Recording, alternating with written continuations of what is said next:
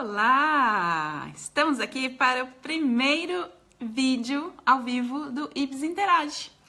O foco do IBS Interage é justamente esclarecer perguntas que vocês, que são os nossos seguidores, postaram nas nossas mídias sociais ou mesmo em outros momentos, né, por e-mail, pelo grupo do Telegram, enfim, a gente tem vários canais de comunicação que permitem que vocês mandem as perguntas para a gente e a gente responda. Mas antes de eu responder a perguntinha que foi escolhida, eu vou explicar o porquê que essa pergunta foi escolhida. Ela foi escolhida porque ela foi a primeiríssima. Eu já tinha isso como um consenso pessoal. Falei, a primeira pessoa que postar uma pergunta quando a gente colocou a divulgação dos Facebook Lives lá no nosso Facebook. Falei, a primeira que aparecer ali vai ser a pergunta que eu vou responder. Então, o critério de hoje justamente é esse, mas o critério das próximas semanas vai ser relacionado à relevância, ao impacto, né, que causa em mais e mais pessoas e assim por diante. Antes de eu começar a falar sobre qual é a pergunta e qual é a resposta, vamos dar as boas-vindas para todo mundo que está chegando aqui. Já estamos com quase 30 pessoas, rapidamente.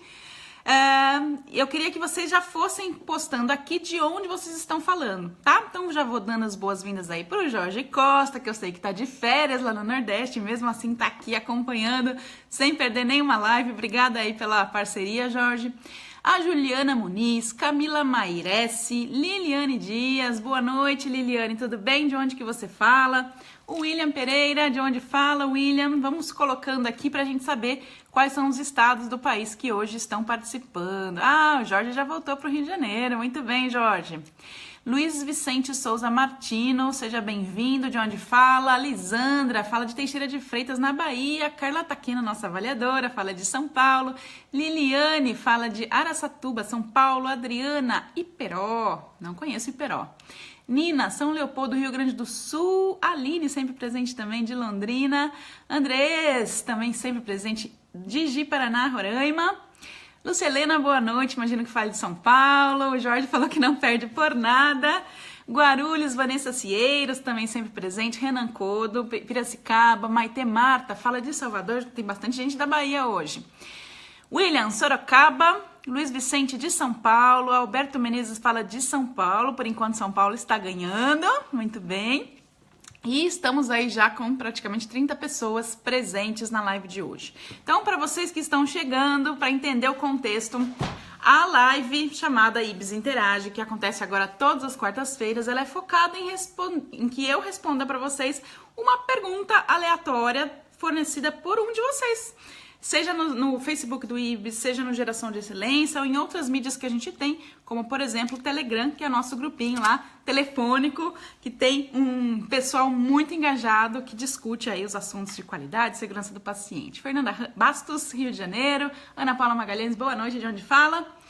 Então, o foco do IBS Interage é toda quarta-feira eu escolho uma pergunta, seja aleatória, seja por relevância, e forneço aqui algumas respostinhas daquilo que é a minha experiência em avaliação, em gestão da qualidade, em um histórico aí de consultoria e os pontos de risco que a gente mais vê, principalmente nas avaliações de qualidade. Tô vendo aí a Carolina, de Goiânia, Mariucci, Ribeirão Preto, é isso? Não sei se eu falei certo, Mariucci ou Mariucci. Hi, Carolina, muito bem, estamos aí com quase 40 pessoas para saber qual foi a perguntinha escolhida. Raquel Oliveira fala de Minas, eu sou mineira, Raquel. Juliana, nossa avaliadora, de onde fala, boa noite.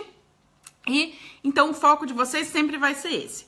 Vamos relembrar então, antes de eu falar a perguntinha, quais vão ser os tópicos que a gente vai abordar, qual é o layout, né, o desenho das nossas lives a partir de agora. Então, toda semana agora a gente tem 3 momentos de live. São lives curtas, tá? Principalmente para não tornar aquilo muito cansativo. A gente fazia lives mais esporádicas, às vezes até de 1 hora. Então, a gente vai fazer lives mais curtinhas, propiciando que mais pessoas participem, até pelas questões aí de plantão noturno, etc. E com temas diferentes. Então, toda quarta-feira a gente tem o IBS Interage, que é justamente a discussão de alguma pergunta relacionada à acreditação, a gestão da qualidade, enfim, qualidade, perguntinhas que vocês podem fazer aleatórias. A gente teve agora na segunda-feira, não sei se vocês puderam ver, quem não estava presente, eu sei que vários de vocês estavam, mas a gente teve na segunda-feira o Atualibes. É difícil de falar, Atualibes, que é um momento onde eu conto para vocês as novidades que aconteceram na semana anterior. Então, de segunda a segunda, eu capto aí as principais notícias e faço aqui para vocês um resumo para que vocês não fiquem de fora daquilo que é importante na área de saúde e na área de gestão da qualidade. Rosi de Guarulhos, ou Rose, Cristiane Moreno Crescente, seja bem-vinda. Já passamos aí das 40 pessoas. Então, segunda-feira é o Atualibes, que a gente fala de notícias de saúde. Quarta-feira vai ser sempre esse tipo de live aqui, que é perguntas e respostas, que vocês me passam. E toda quinta-feira também a gente tem discussão de um tópico em saúde, que é aquele modelinho que a gente já tinha. Vamos falar de gerenciamento de riscos, vamos falar de segurança em home. Tem também entrevistas, tá? Então, em algumas quintas-feiras vai rolar entrevistas com pessoas bem interessantes que podem agregar valor aqui para a nossa live, tá? Então, o foco justamente é falar mais e mais e mais de gestão da qualidade, mais e mais e mais de acreditação, e conto com a parceria de vocês para que vocês contem para as pessoas essa nossa programação e que vocês também compartilhem o nosso vídeo. Combinado? Uma dica importante, nos eventos das quintas-feiras, sempre vocês vão ter que se deslocar lá para o Grupo Geração de Excelência, tá? Então, o Grupo Geração de Excelência é aquele nosso grupo fechado de quase 18 mil pessoas, então é muito bacana, e a gente vai deslocar o vídeo para lá, tá? Justamente para que as pessoas que não estão aqui na página do IBS, mas estão no grupo, possam também participar. Combinado? Tatiana Lourenço, nossa avaliadora, bem-vinda. Felipe Hart, também avaliador de São Paulo, capital. Eliane Santana, avaliadora. Tô gostando de ver muitos avaliadores aqui hoje. Wanderson Matos, imagino que fale de São Paulo. Muito bem, então vamos lá. Vou contar para vocês então qual foi a perguntinha escolhida e de quem é essa pergunta. Lembrando que o critério dessa vez foi escolher a primeira pergunta que aparecesse na timeline do IBS. Vocês podem até checar se eu não tô falando mentira. Aqui na página do IBS, vocês vão ver naquele post onde eu coloco a programação, a primeira perguntinha que apareceu foi a pergunta da Priscila Freire, tá? Priscila Freire fez a seguinte pergunta. Alexia, queria que você falasse um pouco mais de qualidade e segurança em hemotransfusão, porque eu vejo que as pessoas não comentam muito sobre isso.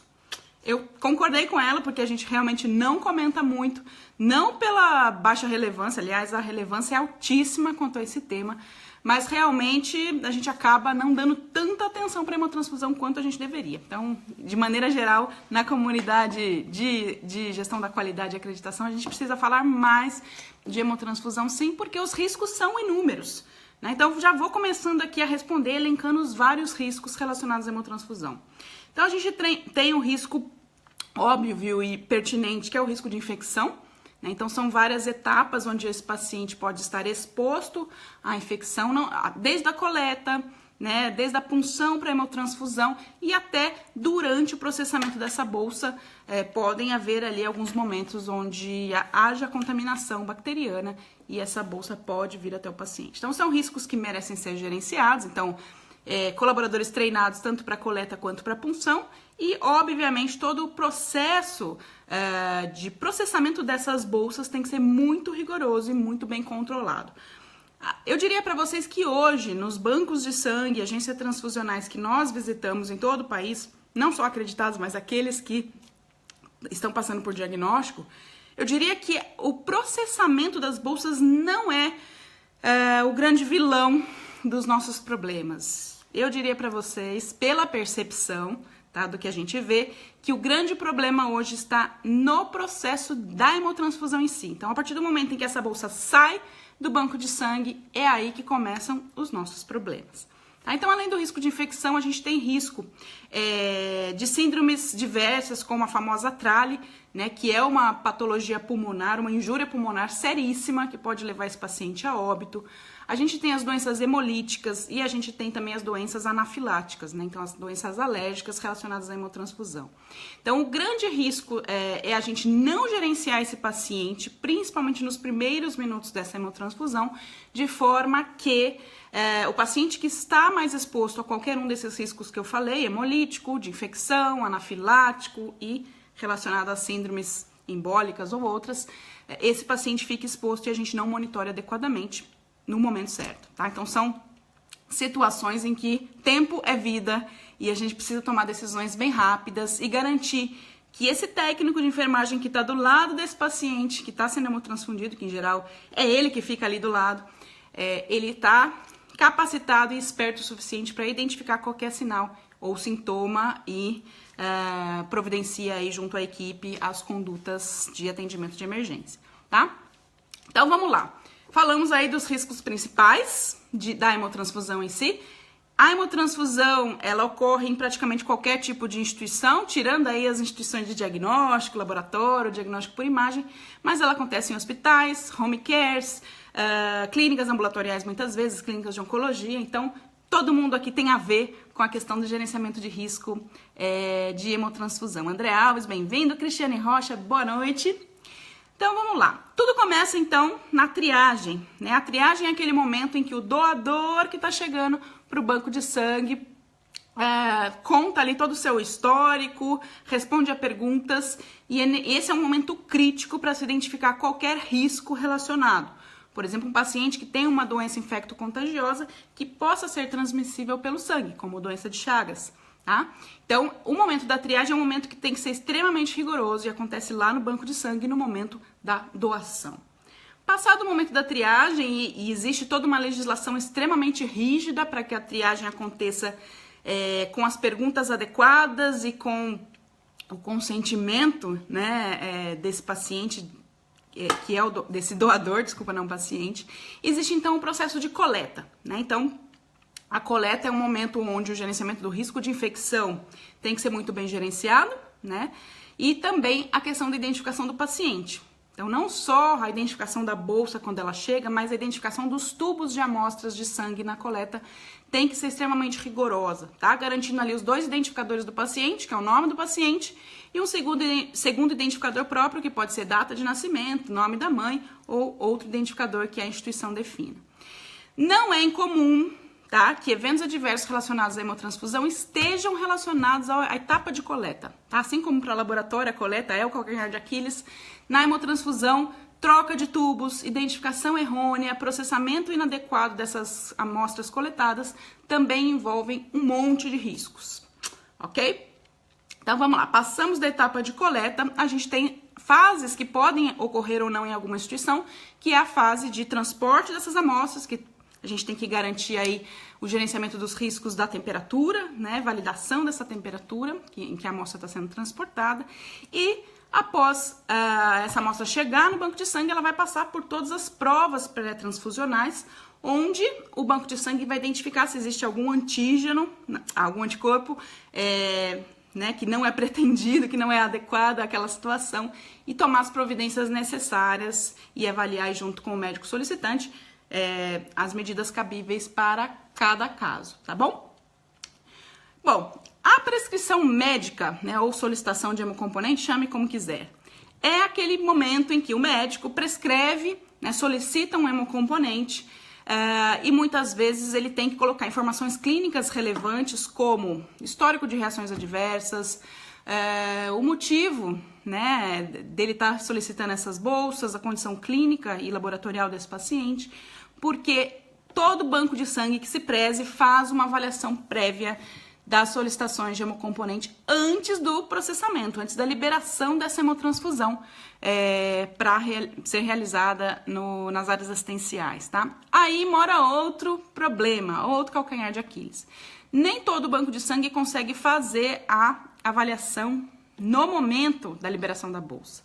Alguns bancos de sangue acabam fazendo isso retrospectivamente, uma vez por mês, uma vez por semana, onde o médico hemoterapeuta analisa todas aquelas solicitações e faz ali um indicador, um parecer, mas aí o problema já aconteceu, né? Então, se a gente teria chances de evitar uma hemotransfusão não racional, uma hemotransfusão que era inadequada, que não era necessária, a gente perdeu essa chance, tá? Então, é importante que instituições que não tenham hemoterapeuta 24 horas em todos os casos, em todos os momentos, o que é bastante comum, tem ali um biomédico, farmacêutico ou outros profissionais, né, capacitadíssimos para identificar rapidamente critérios de risco relacionados às indicações transfusionais dessa instituição. Lembrando que aí parte do princípio, o Leandro colocou aqui, reforçar a importância dos protocolos para indicação de transfusão no hospital e reserva de bolsas de cada tipo de cirurgia. Justamente isso que eu ia falar. Toda comissão de hemoterapia ou hemotransfusão, ela tem que ter ali o seu manual, o seu compêndio, chame como quiser, de indicações transfusionais. É ali que ele fala, olha, o RN de baixo peso nessa situação clínica, a indicação é hemotransfusão desse tipo de bolsa em tantos ml. O paciente queimado, ele precisa de albumina nessa situação, enfim. Todas as situações clínicas e as recomendações para este perfil de instituição têm que estar formalizados num manual de hemoterapia. Se eu sou uma instituição oncológica, eu vou ter que ter um manual extremamente adaptado para aquela condição. Eu já sei que, por exemplo, a plaquetopenia de um paciente oncológico, ela pode não ser tão grave quanto a plaquetopenia de um paciente usual. Tá? Então, a gente precisa adaptar esses manuais de indicação transfusional para o perfil epidemiológico da nossa organização. E essa é a grande base para que as avaliações de prescrição, de solicitação de hemocomponentes ocorram de maneira racional, de maneira adequada, e a equipe do banco de sangue consiga rapidamente falar, doutor, isso aqui não está indicado de acordo com os preceitos, aí, as orientações e diretrizes da comissão de hemoterapia. Tá? Então, essa solicitação não vai ser aprovada ou algo do tipo, as contingências aí de cada instituição. Bom, eventos adversos anteriores. Nem sempre o médico sabe dessa informação, principalmente o médico, por exemplo, que está fazendo um atendimento em emergência, o cirurgião, que às vezes não coletou essa informação previamente. Então, os hospitais, os bancos de sangue, eles têm que ter um banco de dados onde pacientes que tiveram reações adversas relacionadas à hemotransfusão possam ser rapidamente identificados, de preferência pelo sistema. Então, ao se digitar, por exemplo, o CPF, a identificação desse paciente, o próprio sistema alerte, opa, esse paciente há 2 anos atrás, quando foi internado, teve uma reação adversa X, que, obviamente, impediria ele de receber novamente a hemotransfusão. Isso é seríssimo e eu diria para vocês que poucas organizações hoje cumprem esse requisito, tá? Um histórico muito bem consolidado e uma maneira de mostrar esse histórico rapidamente na solicitação do hemocomponente. Olha quantas e quantas chances de eventos adversos a gente tem só nessa conversinha de 17 minutos. Tá? Então é um monte de pontos de risco. Se vocês não pegaram todos, depois revejam o vídeo e anotem e discutam isso com os serviços de hemoterapia das organizações de vocês, tá bom? Bom, expedição, né? É o momento em que essa bolsa sai do banco de sangue, muitas vezes ela vai para o centro cirúrgico, vai para a unidade de internação, vai para a emergência e assim por diante.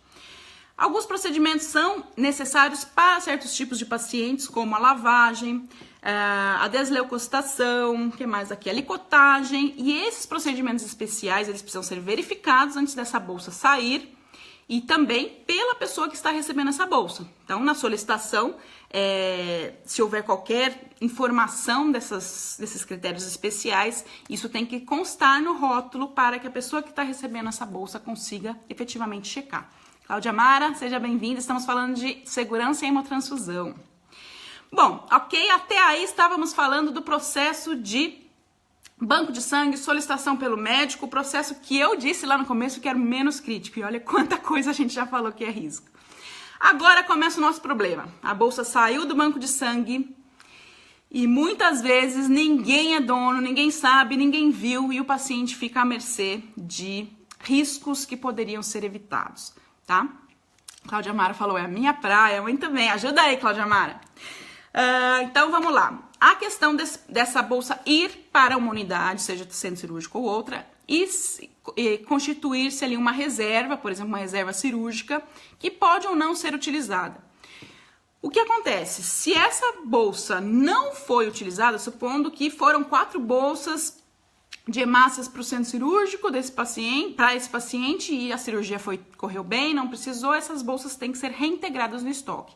Tem que existir todo um procedimento de segurança para que essas bolsas sejam reintegradas, tá? Temperatura em que foi armazenada no centro cirúrgico, o tempo em que ela ficou armazenada, outros critérios de identificação, enfim, para garantir que essa bolsa volte e ela possa servir para outro paciente de maneira segura, ok? Então, a gente tem que garantir também lá no centro cirúrgico que a equipe cuide dessas bolsas adequadamente, tá? Não deixem ali em cima da bancada, em cima do carrinho, de qualquer jeito, sem nenhum gerenciamento, principalmente para cirurgias de grande porte, que às vezes levam horas e horas e horas, tá bom? Então, pessoal do centro cirúrgico aí envolvido na hemotransfusão. Sinais vitais. Nem sempre a gente vê isso tão adequadamente. Não adianta eu só aferir sinais vitais antes e aferir sinais vitais depois da hemotransfusão, tá? Isso já é clássico, já é básico. Onde é que a gente falha? A gente falha na conferência e checagem e registro dos sinais vitais 15 minutos após a hemotransfusão. De 10 a 15, né? Tem instituições que preconizam 10, instituições que preconizam 15 minutos. Mas, enfim, até 15 minutos dessa hemotransfusão, o técnico de enfermagem ou o enfermeiro tem que checar os sinais vitais desse paciente e verificar se não tem nenhum desvio grande entre aquele sinal vital que foi verificado antes da hemotransfusão. É nesse momento em que grande parte das reações adversas imediatas são identificadas. Lembrando que a gente tem reações adversas imediatas, febre, reações anafiláticas, etc. E a gente tem reações tardias, que às vezes a gente só vai identificar dali várias horas ou meses, como por exemplo uma infecção por HIV, por vírus da hepatite e assim por diante, tá? Então, a gente nesse momento tem que focar identificação de reações adversas imediatas, onde a atenção a esse paciente, a atenção de emergência é crítica, ok? Em home care, como garantir esses cuidados? É o que a Maite Marta pergunta. Maite, a gente tem riscos adicionais no home care, principalmente relacionados a transporte, a armazenamento nessas casas, mas nada é impossível da gente gerenciar. Então, por exemplo, o transporte ele tem que ser validado não pelo paciente, família que está recebendo, mas ele tem que ser garantido pelo banco de sangue que está expedindo essa bolsa, tá? Seja essa bolsa transportada pelo próprio banco de sangue, seja transportada pelo hospital ou pelo serviço de home care que está sendo contratado.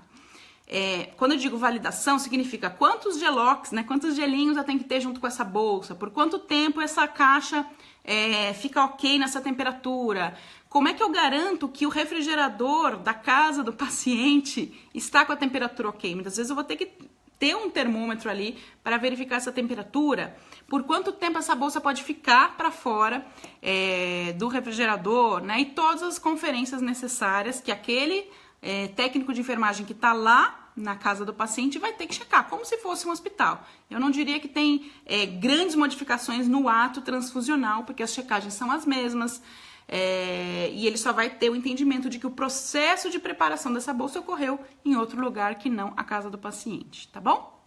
Ufa, falei demais, hein? 50 pessoas aí assistindo a gente hoje.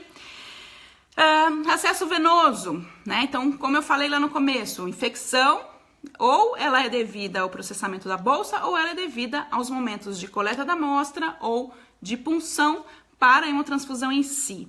Garantir que essa punção, então, ocorra com técnicas assépticas, né, adequadas, com profissionais capacitados, e na iminência de não se conseguir uma veia adequada, né, para essa hemotransfusão, ter as estratégias aí de contingência, como punção em jugular, veias profundas e assim por diante, tá? Tudo isso tem que estar já sistematizado pela equipe de enfermagem.